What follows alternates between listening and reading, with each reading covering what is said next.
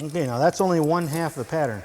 I want to take this curve and transfer it to the other side. I've already scored a deep depression into this chipboard. It makes an easy fold. And now I can mark the identical line on the other side. I'll cut this out.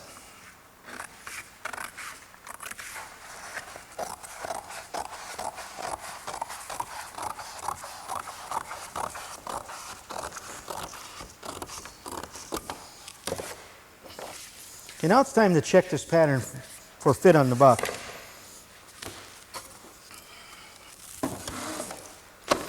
We're going to use these push pins to hold it in position. Center line on center line.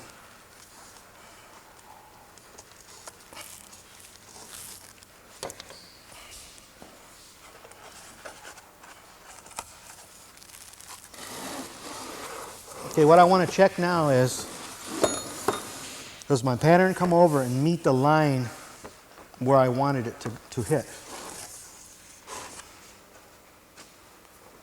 So far, they're all real good. I'll check that last one. Yep. Okay. They're very good.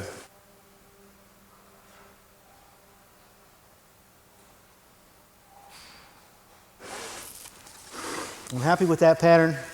I'm sure it'll work out fine. I may want to add material to this later on, just so I have a little bit of overlap, a little bit of extra metal to work with that I can trim away later. Now, developing the side would just be everything that we've done, repeat it. This time the baseline along here would be your starting point. Your measurements would all come up to that same point. And when you develop the side, of course, you can use pattern. You can use that pattern on the other side. It would be usable on both sides.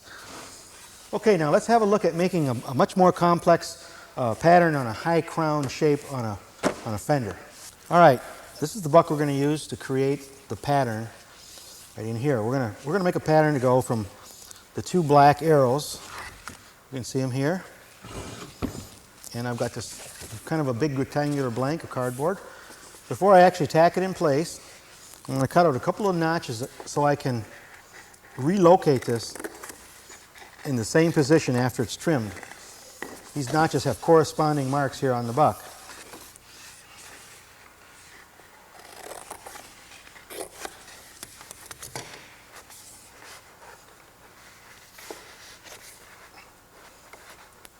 Okay, now I'm ready to tack it in position. And this is important that we tack it because we don't want this to shift while we're making this pattern.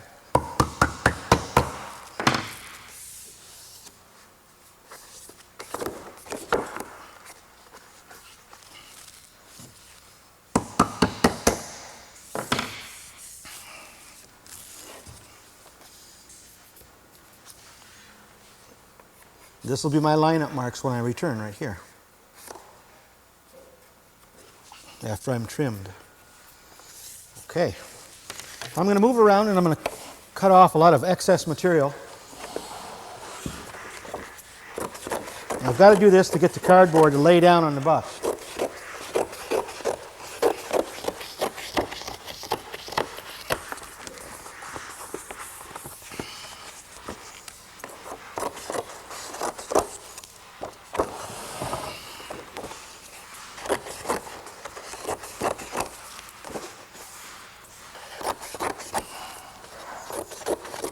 Make a series of cuts like this, and I'll be able to wrap these little sections down and then mark them, and I'll get a true idea of the shape of the pattern.